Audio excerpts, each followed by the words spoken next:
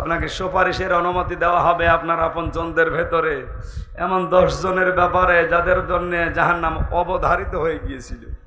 আল্লাহ পাক মানুষের কয়েকটা গুণের কথা বললেন যে মানুষকে অস্থির চিত্র দিয়ে আমি আল্লাহ বানিয়েছে, সব সময় ব্যস্ততা নিয়ে আছে, সব সময় মানুষ চঞ্চল ব্যস্ত। ভালো জিনিসটাকে স্পর্শ করলে কৃপণ হয়ে যায়, খারাপ জিনিস স্পর্শ করলে ওই মানুষটা হায় হতাশ করে। ইল্লাল মুসাল্লিন, তবে মুসল্লিরা ছাড়া। কারা? আমরা এখানে যারা আছি সবার ভেতরে উপরে বর্ণিত এই 3টা গুণ এখন আছে না নেই? আছে। অথচ আল্লাহ বলেন যারা মুসল্লি তাদের ভেতরে এগুলো থাকে না। আমার এই 33 বছর বয়স, 11 বছর থেকে মোটামুটি আমি নামাজে, যেতে সময় থেকে মাদ্রাসায় দিয়েছে, এই 33 বছর পর্যন্ত তো নামাজ আমার ছেড়ে দেওয়া হয়নি, আমি নামাজে আছি। কিন্তু আগের এই 3টা গুণ আমার এখনো পর্যন্ত ভেতরে আছে কম বেশি। জেলখানাতে বাস্তব কিছু অভিজ্ঞতা আমার এই 3টা আয়াতের উপরে আলোকে পেয়েছি আমি, যা আল্লাহ বললেন এই 3টা গুণ তাদের ভেতরে নেই যারা মুসল্লি। আমিও তো মুসল্লি, আমার ভেতরে গুণগুলো আছে। আমি অস্থির, আমি হায় হতাশ করছি, আমি সব সময় চঞ্চল, সব সময় অস্থির হয়ে আছি, সব সময় আমার মনের ভেতরে ব্যস্ততা। অথচ 18 বছর, 22 বছর, 25 বছর পর্যন্ত অনেক আলেম আমার সামনে দেখলাম তারা জেলখানায় আছে, তাদের ভেতরে এইগুলো নেই। কয় তাদের তো ছেলে মেয়ে, স্ত্রী পুত্র, মা বাবা, দুনিয়া আপন বলতে আমরা আর কাউকে নেই, জানি এটাও জানি কেউ নেই। তারা নামাজ আদায় করছে, তাদের ভেতরে এগুলো নেই। আমরা নামাজ আদায় করছি, আমাদের ভেতরে উপরে বর্ণিত এই 3টা বিষয় আছে। তাহলে ওর নামাজ আর আমার নামাজ, আল্লাহর এই কথা মিলছে না। আল্লাহর এই কথাটা মনে হয় ভুল। আপনি মিলান নিজের সাথে। এবার শুধু শুনতে আসা না, মুসল্লিদের ভেতরে অস্থিরতা থাকে না, হায় হতাশ থাকে না। পৃথিবীর যত বড় বিপদ তার উপরে আসুক না কেন, বিষয়টা যদিও গোপন, ক্যামেরা না থাকলে আমি বলতাম, এই কিরামান কাতিমিনের জন্য বলা যাচ্ছে না, অত নিচে নামে ঠিক হবে না। শেষে এমনি 3 বছর গেল, আবার 6 বছর চলে যাবে, দরকার নেই ভাই। এই যে ইল্লাল মুসাল্লিনটা যেহেতু নিজে দেখে এসেছি, এই কারণে আমি উদাহরণটা সেট করতে চাচ্ছিলাম।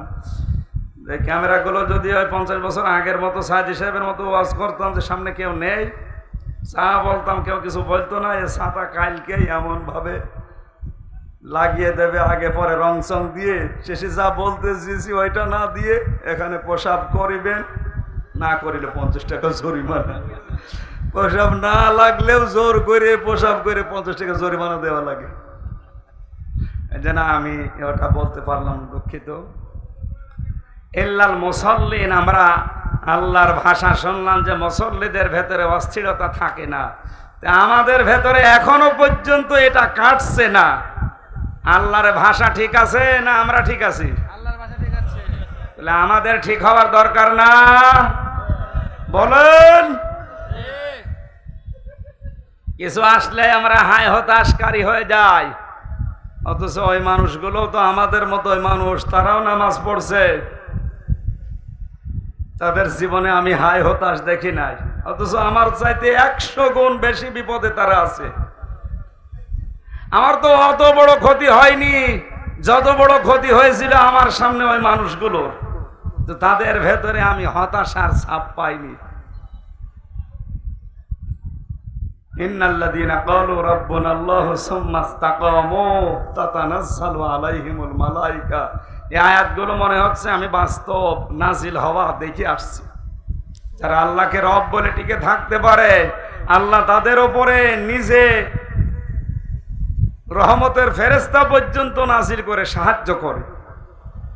আল্লাহ তাখাফু ওয়া লা তাহজানু, এসে বলে ভয় নেই, চিন্তা নেই। কিসের ভয়, কিসের চিন্তা?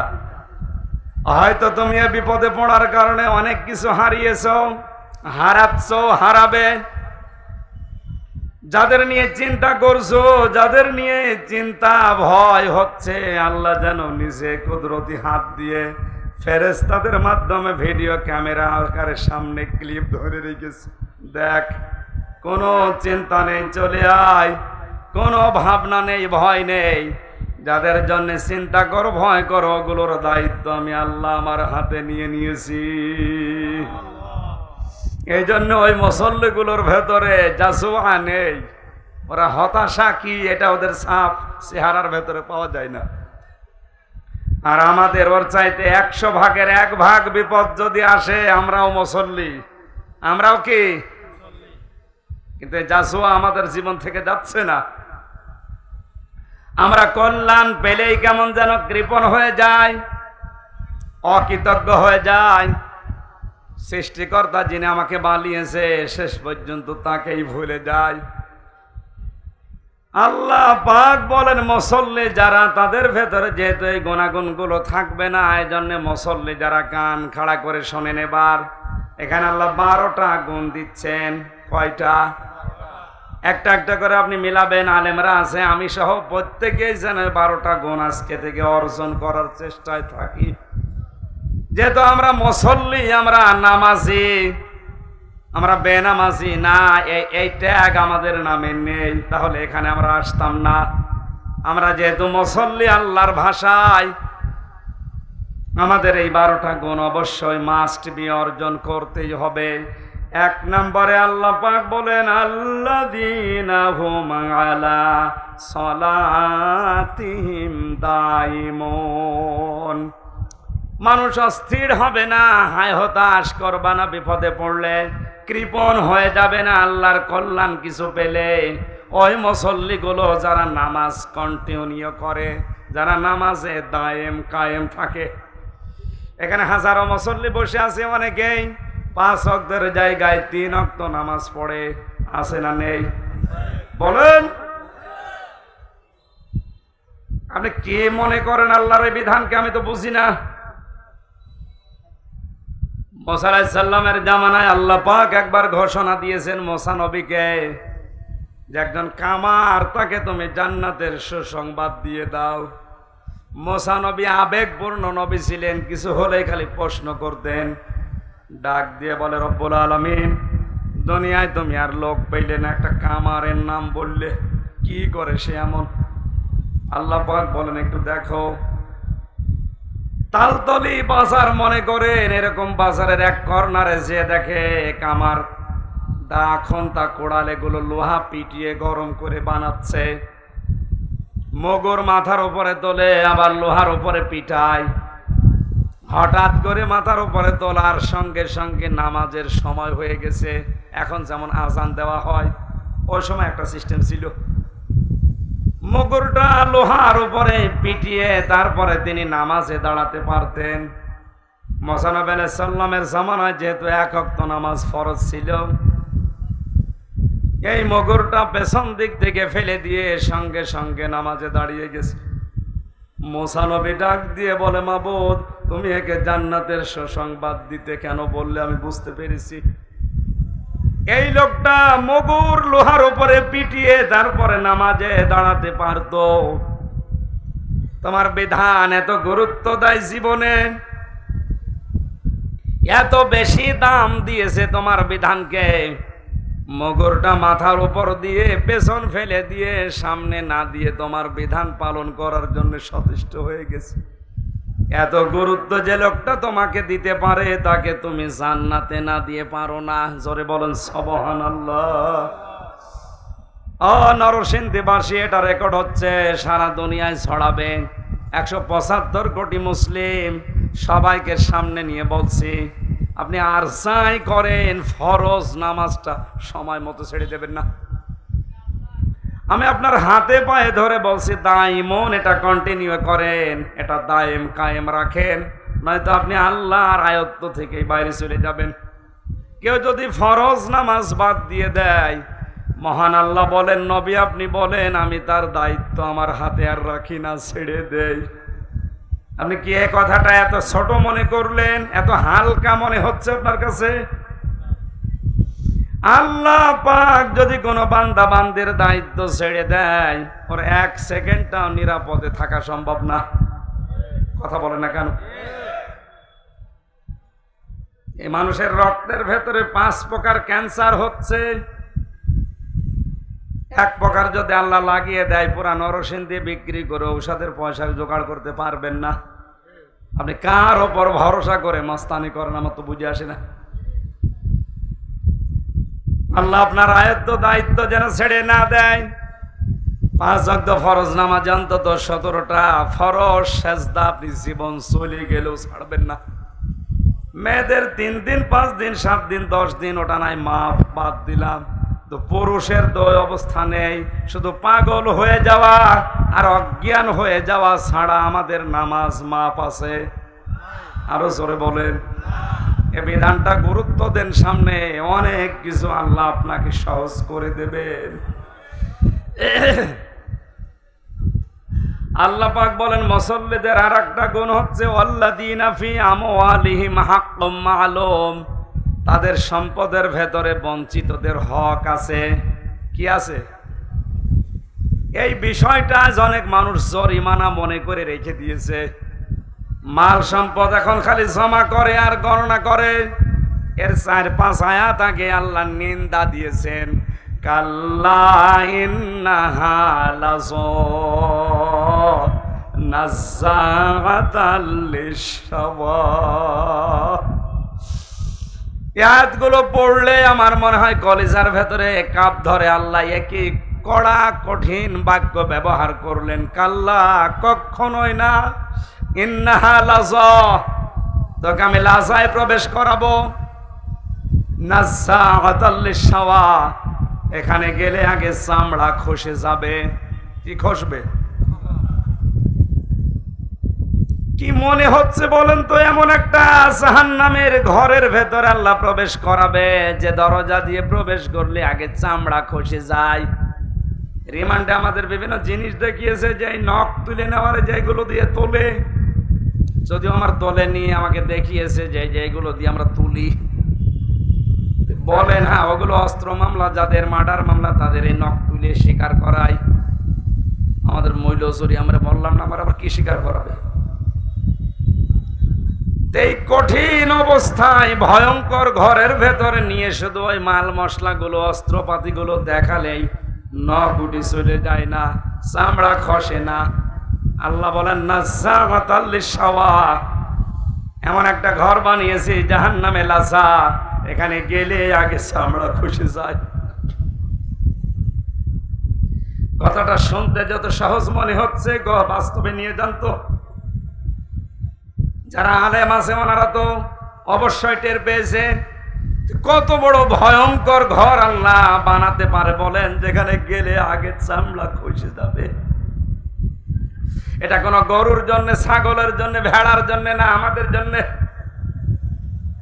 আল্লাহ বলেন 2 প্রকার মানুষকে এই চামড়া খসানো ঘরে লাযা ডাকবে।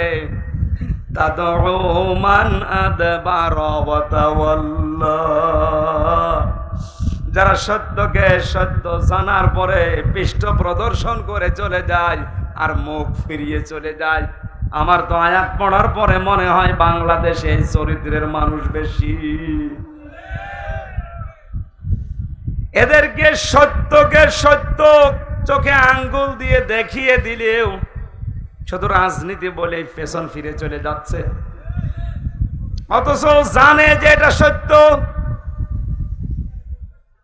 এই বিশ্বাস নিয়েও সেই 10, 15, 20, 30 কিলো দূর থেকে এখানে এসে বসে আছে যে হামজা এসেছে কুষ্টিয়া থেকে, ও বাবার কথা বলবে না, ও দাদার কথা বলবে না, ও নিজের দলের কথা বলবে না। ও জানে যে কোরআন দিয়ে কথা বলে, কোরআন দিয়েই বলবে।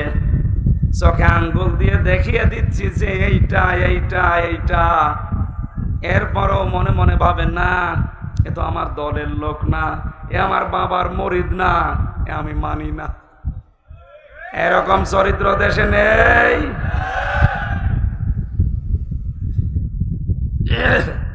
চামড়া খসানো ঘরে আপনাকে ডাকবে। তাদউ মান আদবারা ওয়া তাওয়াল্লা, সত্যকে সত্য জানার পরও যারা পৃষ্ঠ প্রদর্শন করছেন আমি আবার রিপিট করছি, সবার জীবনে যেন টার্গেট থাকে দিন কি করে এদেশে বিজয়ী হয়। এ টার্গেট যার জীবনে নেই, এটা রাজনীতি মনে করেন। পায়খানা করা এটাও রাজনীতি মনে করা লাগবে।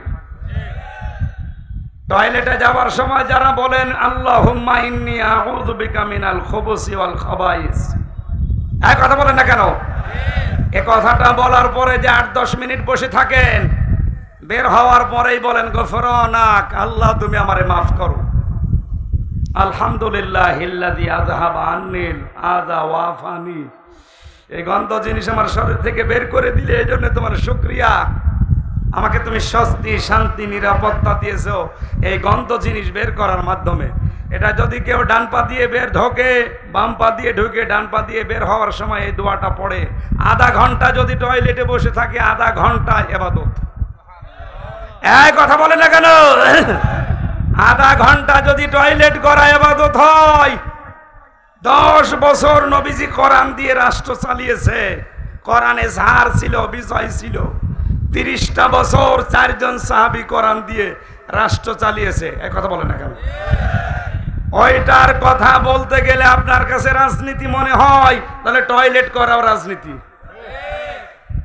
এই সহজ কথা যদি না বুঝে, না বোঝার ভান করে উল্টা দিকে চলে যান, অপেক্ষায় থাকেন, চোখ বন্ধ হতে দেরি হবে, লাজা নামক জাহান্নামের চামড়া খসানো ঘরে আপনাকে প্রবেশ করাতে আল্লাহ দেরি হবে না। পরেরটা তো আরো কঠিন।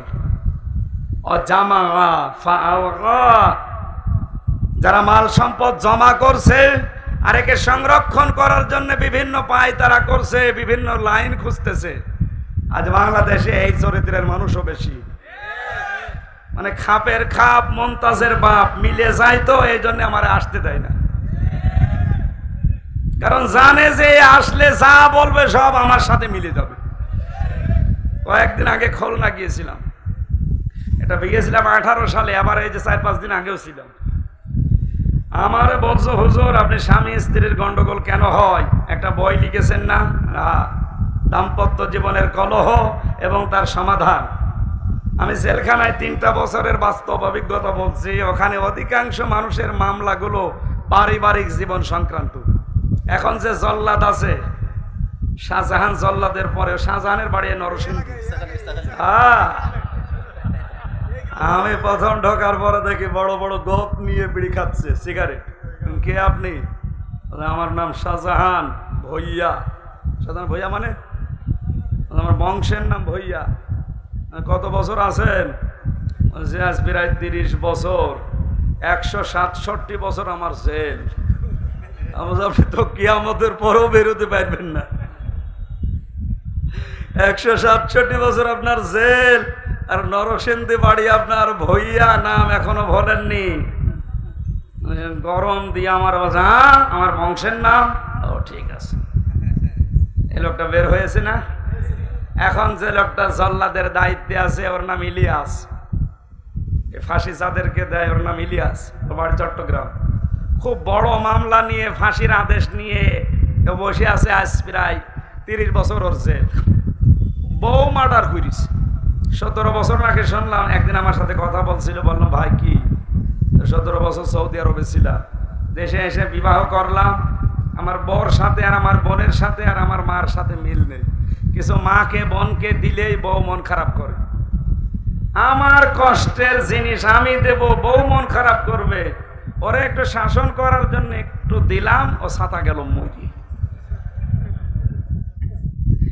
শেষে আমার রায় হয়েছে আমার ফাঁসি। আমি এখন এই 30 বছর, এখন যাবজ্জীবনে আছি, 30 বছর আমার জেল খাটা লাগবে।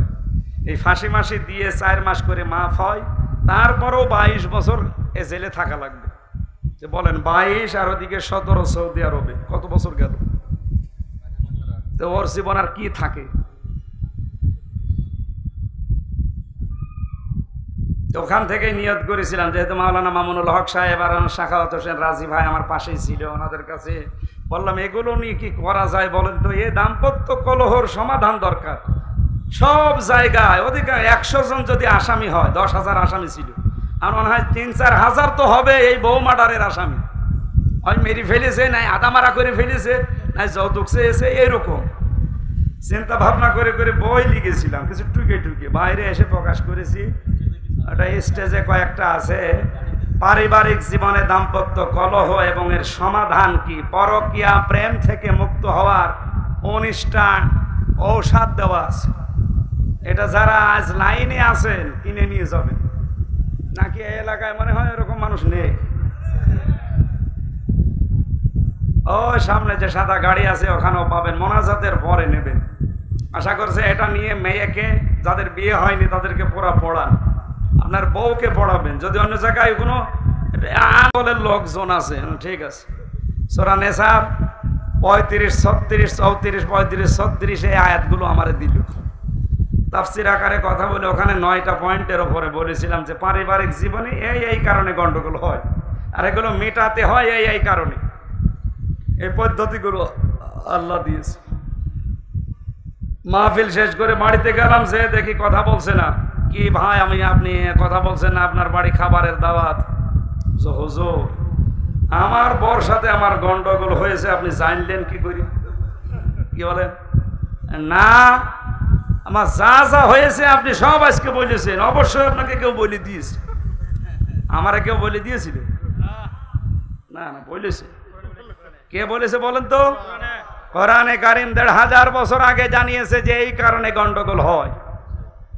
এখন আমি যদি ওই কারণগুলো তুলে ধরি কোরআন দিয়ে, আর যাদের ভেতরে ওইগুলো পাওয়া যাবে ওরা তো বলবেই যে সম্পদ যারা জমা করছেন বৈধ অবৈধ দেখা দেখি নেই, আর এটা সংরক্ষণ করা যায় কি করে সেই তালবাহানা, সেই রাস্তা খুঁজতেছেন।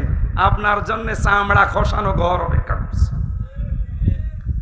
দেখে যখন মিলে যায় বলবে না, ওরে বাদ দিয়ে অন্য হুজুর নিয়ে আসো যারা ড্যান্স দিতে পারে। ড্যান্সের হুজুরের কোনো বাধা আছে? আরো পাহারা দিয়ে নিয়ে যায়। আর আমাদের বাধা পাহারা দিয়ে নিয়ে না, চুরি করে এসেও ঝামেলা।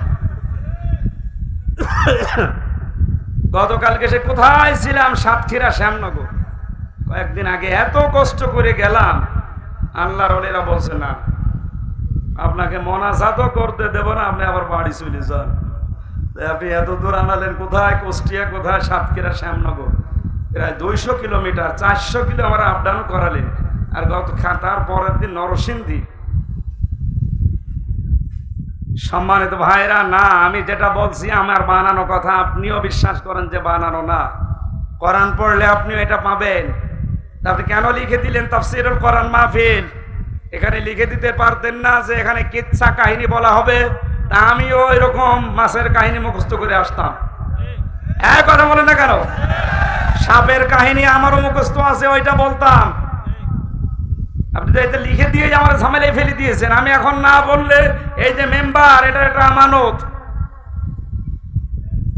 এই আমানতের খেয়ানত করে কিয়ামতে আমি যেমন ধরা খাবো, আপনিও কিয়ামতে আমার বিরুদ্ধে মামলা দেবেন। আমিও মামলার আসামি হতে চাই না, আপনাকেও জাহান্নামে নিতে চাই না। আজ যারা বৈধ অবৈধ দেখা দেখি নেই, মাল শুধু জমা করছেন, শুধু কামাচ্ছেন 2 হাত দিয়ে, হাজার হাজার মামলা রেডি করে রেখেছেন যে টাকা কামাবেন বলে। আমারে 2টা মামলা দিয়ে হয়নি, বলছে 500 মামলা আপনার নামে রেডি আছে। যা যা বলতে বলে এগুলো যদি না বলেন, এই মামলাগুলো বাংলাদেশের 64 জেলায় দেব। শুধু ঘুরতে ঘুরতে জীবন শেষ হয়ে যাবে। বলেন সুবহানাল্লাহ। আউযুবিল্লাহ। এগুলো কেন দেবেন? আপনি নিজেও জানেন যে এই ধরনের কাজে সম্পৃক্ত না। এ প্রতিষ্ঠিত এদেশের একটা রাজনৈতিক দলের সাথে সম্পৃক্ত। ওইটাও করে মন প্রাণ দিয়ে করে, কারণ দিন কায়েমের চেষ্টা করে জাহান্নাম থেকে বাঁচার জন্য। আপনি নিজেও জানেন এটা, তারপরে উল্টা পাল্টা ট্যাগ লাগিয়ে, কারণ এই ট্যাগগুলো লাগাতে পারলে আপনি মাল কামাতে পারবেন। আমার মাঝে মাঝে যখন কোর্টে হাজিরা দিতে যায়, আমার চিন্তা হয় মামলার আয়ুটা নিয়ে, আল্লাহ এ কি বাঁচবে কি করি। কিন্তু 100 বার ধরা খাবে। এদেশের হাজারো মামলার আয়ু আমি সাবধান করছি ভাই, এখনো থামেন। যে যেই বিষয় জানে না ওই বিষয়ে যদি আপনি তাকে দোষারোপ করে তার জীবনটা নষ্ট করে দেন, আপনি মনে করছেন সুখে থাকতে পারবেন? আপনি যে বললেন না, এটা কি বানিয়ে বললেন? না, কোরআনে কারিমে সূরা নিসার 112-13 নম্বর আয়াতে আল্লাহ নিজে দলিল দিচ্ছেন, ওমাই ইয়াকসিবু খাতিআতান আও ইসমান সুম্মা ইয়ারমি বিহি বারিআন ফাকাদ ইহতামালা বুহতানা ওয়া ইসমান মুবিনা। এটা তাফসিরে হাক্কানিতে আছে আর তাফসিরে ফি জিলালিল কোরআনে আছে। ব্যাখ্যাগুলো বলতে গেলে সময় বেশি লাগছে, এজন্য খুব শর্টকাট করছি। গায়ে ভালো করে খেয়াল করেন। আল্লাহ পাক বলেন, আমার মানুষ এমন দুনিয়ায় আছে নিজে অন্যায় কাজ করে আঞ্জাম দেয়, আর কাজটা যখন হয়ে যায় তখন একটা ভালো মানুষ নিরপরাধ মানুষের উপরে দোষটা চাপিয়ে নিজে ভালো সাজে। এ যেন প্রকাশ্য পাপের বোঝা বহন করে নিয়ে বেড়াচ্ছে। এটা যে বাস্তব কত, ইমাম মালিক রহমতুল্লাহ আলাইহির জামানায় তাফসিরে হাক্কানির ভেতরে এটা আমি পড়েছি, জেলখানায় বসে বসে। ওনার জামানায় এক মহিলা মারা যাবার পর এক মহিলা লাশ ধোয়াতে গেছে, রানের উপরে হাত দেওয়ার পরে গেছে হাত আটকিয়ে আর খুলতে চায় না।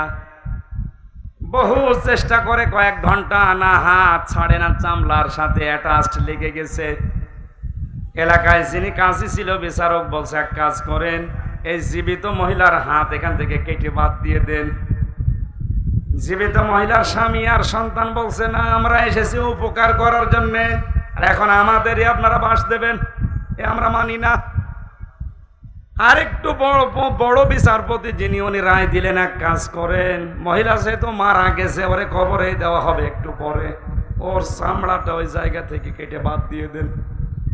তোর স্বামী আর সন্তান রাজি না, বলে না, আমার মা আর আমার স্ত্রী খুব ভালো মানুষ, আমাদেরকে সারা জীবন আমরা দেখেছি, এত ভালো মানুষ হয় না, আমরা এই নেককার মহিলাকে চামড়া কেটে বাদ দিতে দেব না। এখান থেকে একটা মাসলা আমি পেয়েছি, মেয়েরা এসেছে না? সম্মানিতা মা বোনেরা, এই যে মৃত মহিলার স্বামী আর তার সন্তান কি বলেছে আপনি খেয়াল করেন তো। স্বামী ডাক দিয়ে বলেছে, উপস্থিত জনগণ, আমার স্ত্রী ভালো ছিল, নেককার ছিল, আমার মন মতো ছিল, ওর চামড়া কেটে বাদ দিতে আমি দেব না। আমিও কোরআন সামনে নিয়ে আপনাকে গ্যারান্টি দিতে পারি, শুধু নামাজ পড়া, রোজা রাখা আর কালো বোরকা পরে মনে করছেন আমি জান্নাত পেয়ে গেছি, না। মরণের পরে যদি সত্যি আপনার স্বামী বলে যে আমার স্ত্রী আমার মন মতো ছিল, আপনি জান্নাতি। এই কথাটা বলা আমার মনে হয় এখন যে অবস্থা চলছে, 100 জনের 98 জন স্বামী আমরা বলতে পারবো না। বলেন,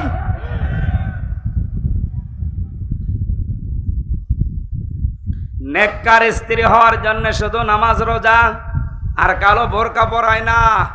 স্বামী যাদের আছে জায়েজ কথাগুলো মেনে নেবেন। 4টা কারণ আমি পেয়েছি তিরমিজি শরীফের হাদিসে। নবীজি বলেন, নেককার মহিলা তো ওইটা যখন স্বামী বাইরে থেকে আসবে তাকে আনন্দ দেবে যে কোনো ভাবে। 2 নম্বরে স্বামী আসলে তার খেদমতের জন্য এগিয়ে যাবে। 3 নম্বরে স্বামীর জায়েজ আশাগুলো পূর্ণ করবে। 4 নম্বরে স্বামী যেটা পছন্দ করে ওইটা যদি জায়েজ হয় জীবন থাকতে মেনে নেবে। আমি নিজের স্বামী, আমি বাস্তব কথা বলছি, আমার শালাটা প্রথম বউটা বাদ দিয়েছে কয়েকটা কারণে। তার প্রথম কারণে বউ নাকি বলেছিল যে আমার সাথে থাকতে হলে মা বাবাকে নিয়ে থাকা যাবে না, এজন্য ওটা বাদ দিয়ে আর একটা করিস।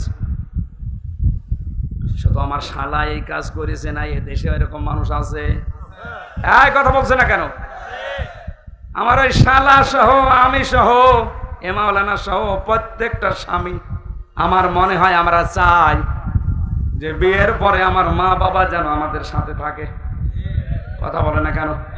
কিন্তু আজ 100 জনের 98টা বৌমা এটা চাই না।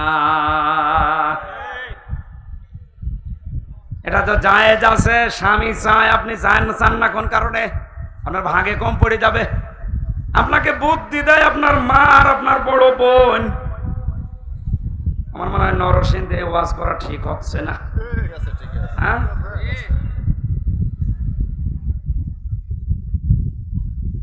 মা বোনেরা কথা বললেই বলে না হুজুর আমাদের দেখতে পারে না। আল্লাহর কসম কোরআন হাত দিয়ে বলছি, সবচাইতে বেশি ভালোবাসি আমি মেয়েদেরকে। বিশ্বনবী জানিয়েছে আমার কাছে তিনটা জিনিস প্রিয়, সুগন্ধি, নামাজ আর আমার স্ত্রী। নারী জাতিকে নবীজি যেহেতু ভালোবেসেছেন, কোরআনের হাদিসের চোখ লাগিয়ে দেখতে পাচ্ছি নারীর উপরে জেনার তহমত, ব্যভিচারের তহমত লাগিয়ে দেয়, কিন্তু সাক্ষী জোগাড় করতে পারে না চারজন। তার দুইটা শাস্তি দুনিয়ায় হবে, 80টা বেদ তাকে মারা লাগবে চামড়ার চাবুক দিয়ে। 2 নম্বরে কোনদিন আর তার সাক্ষী আদালতে গ্রহণযোগ্য হবে না।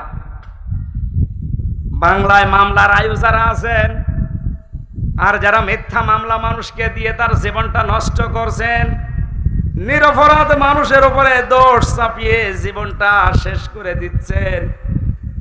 আজকে একটা সংবাদ আমি পেয়েছি, আমি নাম নিতে পারলাম না, দুঃখিত। নিরপরাধ মানুষকে বিনা কারণে কেউ যদি হত্যা করে আর কেউ যদি এই সাপোর্ট করে এই হত্যাকে, আল্লাহ তাকে দুনিয়ায় শাস্তি দেয়, এটা আমি আজকে দেখতে পেয়েছি। ইন্না বাতশা রাব্বিকা লাশাদীদ। আল্লাহ বলেন আমি কিছু বলি না, কিন্তু যদি ধরি ওরে আর ছাড়ি না। ভিন্ন মত ভিন্ন দল পোষণ করা এটা কি অপরাধ এই দেশে? তাহলে গণতন্ত্র গণতন্ত্র বলেছিলেন কেন? ভিন্ন মত ভিন্ন দল আমি করতেই পারি, তাই বলে আপনি আমার চোখ তুলে নেবেন? কথা বলেন না কেন? তাই বলে আপনি 3 বছর আটকিয়ে রাখবেন? কিসের গণতন্ত্র বলেছিলেন আপনি বলেন? অন্যায় কাজে যে করেছে আপনি সাপোর্ট করেছেন, আল্লাহ পাক ও আপনাকে ঠিক একই কায়দায় শাস্তি দিয়ে দেখিয়ে দিয়েছে। এটা আল্লাহর কোরআনের সূরা নিসার 5 নম্বর পারা 15 নম্বর পৃষ্ঠার 12 নম্বর লাইনের 112 নম্বর আয়াত। কোনোদিন মিথ্যা হবে না। আমি আর একটা দলিল বলছি, বাড়ি যে দেখবেন সূরা আনআম 8 নম্বর পারার 1 নম্বর পৃষ্ঠা 10 নম্বর লাইনের 115 নম্বর আয়াত। যেহেতু 2টা শাস্তি তোমার উপরে নির্ধারিত, 80টা বেদ মারা লাগবে, জল্লাদ শুরু করো। 79টা হয়ে গেছে কিন্তু হাত খোলে না। জল্লাদ ডাক দিয়ে বলে কি ইমাম সাহেব আর কি করবো, আর মাত্র একটা চাবুক বাকি আছে, হাত খোলে না। উনি বললেন না, ওয়াতাম্মাত কালিমাতু রাব্বিকা সিদকাও ওয়া আদলা লা মুবাদদিলা লিকালিমাতি। আল্লাহ বলেন আমার কালাম আমি 3টা জিনিস দিয়ে সাজিয়েছি। 1 নম্বরে যত কথা কোরআনে আছে সব সত্য কথা। 2 নম্বরে এটা ন্যায় বিচার ইনসাফপূর্ণ কথা। 3 নম্বরে কোনো দিন আমার কথা কোনো রদ বদল হবে না। আমি যেহেতু 80টা মিয়াতা কি সামানিনা জালদা দিয়েছি, 80টা বেত মারা লাগবে, 79টা হয়ে গেছে, আর একটা মাত্র বাকি, এখনো হাত খোলে না। এই একটা মারার পরে যদি হাত না খোলে তাহলে কোরআন দিয়ে বিচার করলাম, অনেকের বিচারের উপরে আস্থা উঠে যাবে। শুরু করো বিসমিল্লাহ বলে। শুরু করলেন বিসমিল্লাহির রহমানির রহিম বলে, আর একটা 80টা মারা শেষ, সঙ্গে সঙ্গে চট করে হাত খুলে গেছে। আমি শুধু ঘটনা বলার জন্য পর্যন্ত আসি নাই, আমার শিক্ষা। ও বাংলার মানুষেরা, আমার মনে হয় যদি আয়াতটা যে বাংলার সংসদে কায়েম থাকতো, সূরা নিসার এই 4 নম্বর আয়াত, কত মানুষের সাক্ষী এই বাংলার আদালত থেকে এমনি রিজেক্ট হয়ে যেত। মরণের আগে আর আপনার সাক্ষী নেওয়া হতো না। ওয়ালা তাকবালু লাহুম শাহাদাতান আবাদা, কোনদিন আপনার আর সাক্ষী নেওয়া হবে না।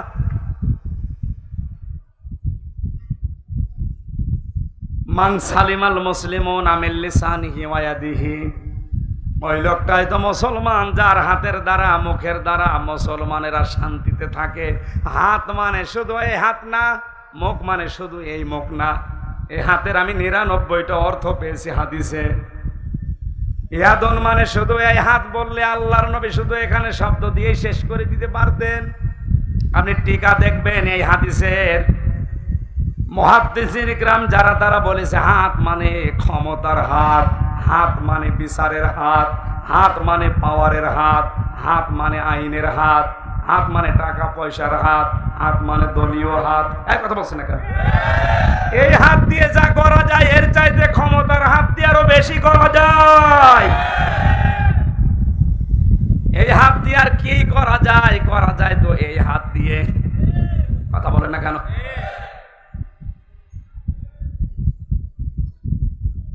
এজন্য যাদের এই হাতের দ্বারা, যাদের ক্ষমতার হাতের দ্বারা, সম্পদের হাতের দ্বারা, প্রভাব প্রতিপত্তির হাতের দ্বারা, মুখ মানে শুধু এই মুখ না, অনেকে মুখ বুঝে থাকে তারপরও কাজ হয়ে যায়। বাংলাদেশে এরকম মানুষ নেই? মুখে কথা বলে না, শুধু নাড়াবে, এদিকে 10টা লাশ পড়ে যাবে। যাদের হাতের দ্বারা, মুখের দ্বারা আজ মুসলমানেরা নিরাপদে নেই। আপনি নামাজ পড়তে পারেন, রোজা রাখতে পারেন, 72 রাকাত নামাজ পড়তে পারেন, আপনি মুসলমান হতে পারেননি।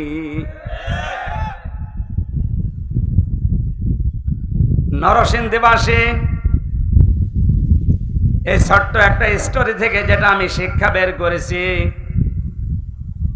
ইমাম মালিক রহমতুল্লাহ আলাইহে এই শাস্তি দেওয়ার পরে জনগণকে দেখিয়েছিলেন যে নিরপরাধ কোনো মানুষের উপরে বিনা কারণে কেউ যদি আন্দাজে দোষ চাপিয়ে মনে করে যা করেছি করেছি, আমার অসুবিধা নেই, আল্লাহ কিন্তু দেখিয়েছে যে পাপের বোঝা বহন করে কি করে মানুষ নিয়ে বেড়ায়।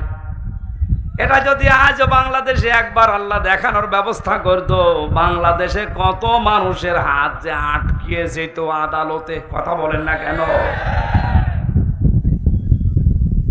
আমি আশা করব আপনার হাত আদালতে যদি না আটকায়, এমন জায়গায় আটকাবে জীবনে আর খুলতে পারবেন না। আজ অনেকের হাত আটকিয়ে যাচ্ছে। কত বড় বড় জায়গায় দাপটে ছিল, সাংবাদিকরা যেমন ধরা ধরেছে, সব হাত আজ শেষ, কোনো হাত আর কাজে লাগছে না। এখন যদি বলেন হুজুর আমি বসি না, আমার নাম ধরে ধরে বলেন, এখানে আসে কানে কানে বলছি, মিডিয়া বাদ দেন। কানে মুখে বলা ছাড়া উপায় নেই। তাদের হাত কত বড় হাত ছিল, শুধু হাতের ইশারায় হাজার হাজার মানুষ শুয়ে পড়িয়েছে।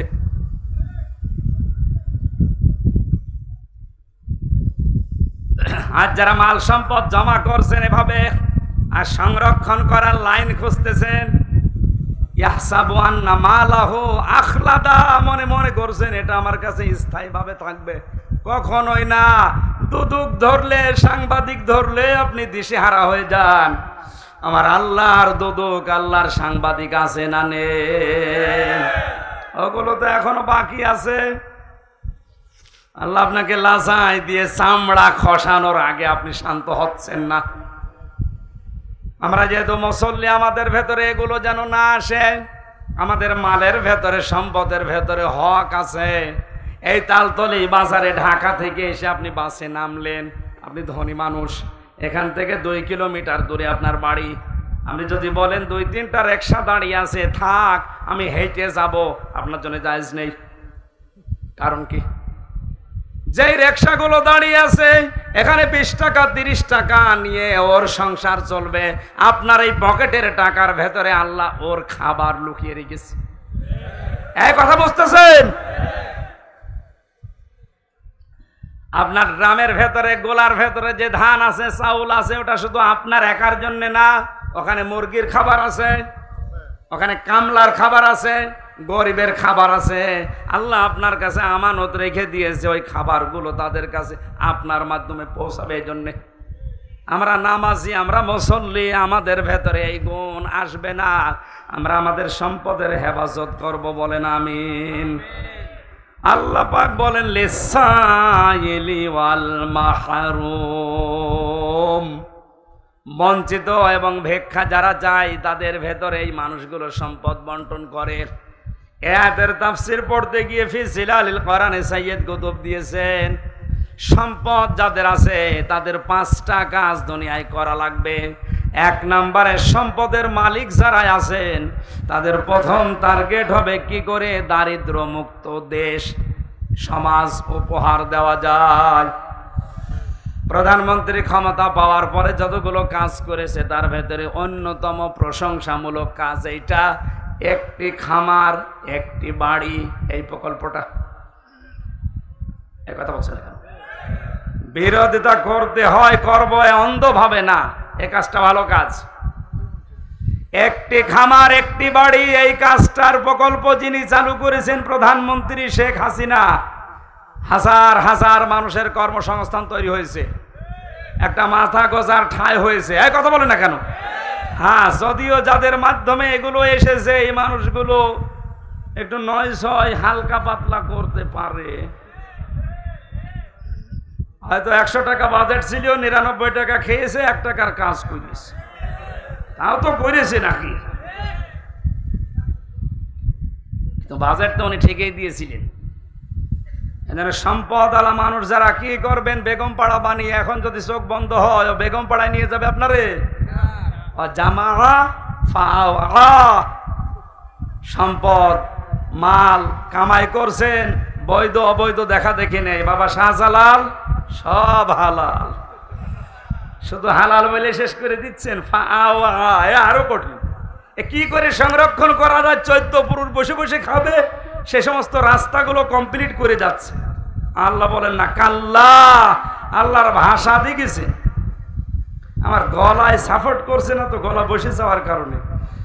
গলাটা ভালো থাকলে আমি আয়াতগুলো সব পুরোপুরি শেষ করতে পারতাম, গলা এখন সাপোর্ট দিচ্ছে না, তো বলতে গেলে গলা আরো বসে যাচ্ছে।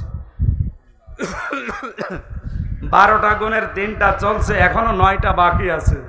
সূরা মারেজের এই 19 নম্বর আয়াত থেকে বাড়িতে যে একটু তাফসিরে ফি জিলালিল কোরআন আর ইবনে কাসিরটা একটু পড়েন। আমার কণ্ঠ আর শরীর সাপোর্ট না করার কারণে আমি মাফ চেয়ে নিচ্ছি ভাই, আমি মাফ চাচ্ছি, আমারে মাফ করেন, আমি পারছি না।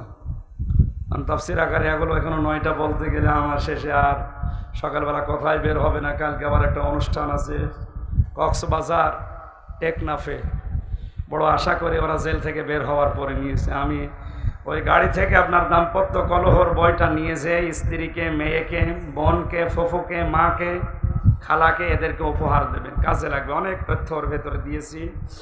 আল্লাহ আমাদেরকে উঠছেন মানে এই 9টা না শুনে চলে যাবেন, আমার না গলা পারছে না। হুজুর কালেকশন করেন 10 মিনিট। এখন বলছেন যারা টাকা পয়সা দেওয়ার নিয়ত করেছিলেন যে দেব, যদি না দিয়ে চলে যান পথে কিন্তু ওই যে মোশাররফের মতো বিপদে পড়বেন। ভেতরে যারা আছে ওনাদের কাছে অবশ্যই আপনারা এটা কায়েম থাকুক, এই গরমের ভেতরে করেছে, এনাদেরকে চিন্তায় ফেলে দেবেন না। যারা যাচ্ছে ওনাদের কাছে একটু দিয়ে দেবেন। তাড়াতাড়ি করেন তো ভাই। অবশ্যই ওই সাদা গাড়িতে আর স্টেজে কয়েকটা বই পাওয়া যায়, এগুলো নিয়ে যান, কাজে লাগবে। আর যারা টাকা পয়সা এনেছেন দেওয়ার জন্য ভাই নিজের দায়িত্ব মনে করে দেন, ওনার যাবে কেন? আগামীতে এই পলাশ থানায় 2টা মাহফিল নেওয়া আছে, পলাশ পৌরসভা আর কোথায় কোথায় জানো, নিচে রাখেন, যেখানে আছে। আগামীতে আসলে ইনশাআল্লাহ শীতের সময় তো কণ্ঠ ভালো থাকবে, দোয়া চাই। আমি সাবজেক্ট আকারে কথা বলবো ইনশাআল্লাহ। এই মেরে মানুষ রে, টাকা পয়সার কথা বললে আর আল্লাহুম্মা আমিন। লা ইলাহা ইল্লা আনতা সুবহানাক, লা ইলাহা ইল্লা আনতা সুবহানাক, ইন্নী কুনতু মিনাজ জালিমিন। আল্লাহ তুমি ছাড়া কেউ নেই, আমরা জালেম, আমরা নফসের উপরে জুলুম করেছি, আমরা স্বীকার করছি, আমরা অপরাধী। আল্লাহ গোপনে না প্রকাশ্যে ঘোষণা দিচ্ছি আমরা অপরাধী। মাথা নিচু করেন, মাথা নিচু করেন, চক্ষু বন্ধ করেন।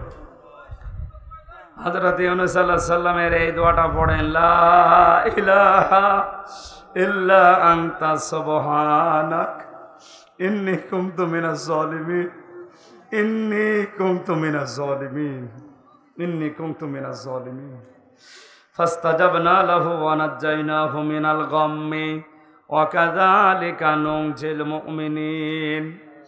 রব্বুল আলামিন নরসিংদী জেলার পলাশ থানার তালতলি বাজার এলাকার যুব সমাজ, ব্যবসায়ী বৃন্দ, হালাল ব্যবসা করে যারা খায়, এই মানুষগুলোই টাকা পয়সা দিয়ে কোরআনের আয়োজন সাজিয়েছে।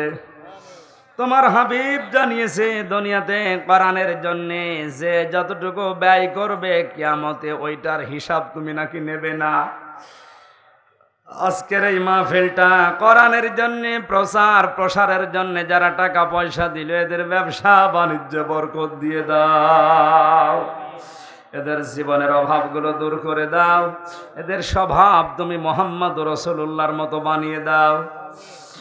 যে যুবকগুলো এই মাহফিলের সাথে কানেক্টেড আছে আল্লাহ, এদেরকে যে মা পেটে নিয়েছে মায়ের পেট খাদিজাতুল কুবরার মতো বানিয়ে দাও। আগামীতে এই মাহফিলটা কোরআনের জন্য আরো বিশাল আকারে মঞ্জুর করো আল্লাহ। সম্মানিত সভাপতি আমাদের মেয়র সাহেব, সহ সভাপতি তোমার আলিম বান্দা মাওলানা মাশিউর রহমান সহ, প্রধান অতিথি মাননীয় এমপি সাহেব সহ যত অতিথি ওলামা একরাম এখানে এসেছে সবাইকে ওমরের মতো মঞ্জুর করো আল্লাহ। আমার কণ্ঠটা বসে গেছে, কণ্ঠের মালিক তুমি আল্লাহ, আমার কণ্ঠটা তুমি ছেড়ে দাও, মেহেরবানি করে কণ্ঠটা তুমি আমারে ভিক্ষা দাও। মা বোনদেরকে ফাতিমার মতো, আয়েশার মতো বানাও আল্লাহ। আমার স্ত্রী অসুস্থ, দোয়া করছি আল্লাহ এ গভীর রজনীতে আল্লাহ আমার স্ত্রীকে তুমি শেফায়ে কামেলা আজলা নসিব করো। রব্বি হাবলি মিনাস সালিহিন। আমার কণ্ঠের দিকে তাকিয়ে আমি পুরোটা শেষ করতে পারলাম না, শেষ করে দিলাম। যতটুকুই বলেছি আমাকে সব প্রত্যেকের প্র্যাকটিক্যাল লাইফে মেনে নেওয়ার সুযোগ করে দাও। এদেশের দায়িত্বে যারা আছে, আমাদের প্রধানমন্ত্রী থেকে শুরু করে যত মানুষ দায়িত্ব পালন করছে, সততার সাথে পালন করার তৌফিক দাও। প্রশাসনের দায়িত্বে যারা দেশে আছে আল্লাহ তোমার রহমত তাদের উপরে নাযিল করো। বারাকাল্লাহু লানা ওয়া লাকুম ফিল কোরআনিল আযীম। যখন এই মরণ আসবে সাধারণ মরণ দিও না, শাহাদাতের মরণ দিও আল্লাহ। আল্লাহুম্মা ইন্নী আসআলুকা শাহাদাতান ফি সাবিলিক লা ইলাহা ইল্লাল্লাহু মুহাম্মাদুর রাসূলুল্লাহ।